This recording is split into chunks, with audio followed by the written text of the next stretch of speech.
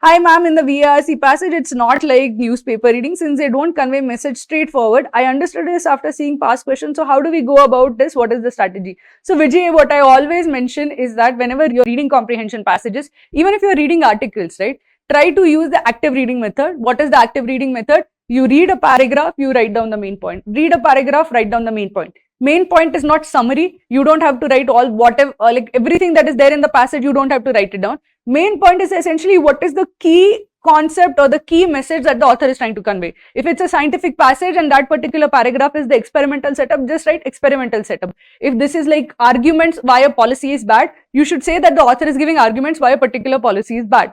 Essentially, the main point of every paragraph is the key message that the author wants to say. The author is also trying to communicate with you. He's not, so they are not straightforward. But the author is not trying to like intentionally obfuscate the message. He wants to tell you, he wants to convince you, he wants to inform you. Now, basically, you have to understand what is the author trying to say. You should remove all the unnecessary details and just focus on the exact message that the author wants to say. How he says it, what he uses as arguments or supporting evidence, that is secondary. The idea is that you should understand what is he trying to say. So all this, like if he gives a lot of research papers, these research papers support these findings. So what is he trying to do? He's trying to convince you that this is scientifically accurate. This is a scientifically valid argument. So he has given all those research like studies or evidence to support his argument. So you should understand the message. You might not understand parts of the passage, but you should understand the intention of the author. That will basically come through active reading. Practice active reading regularly, you will get good at it, and then you will be able to understand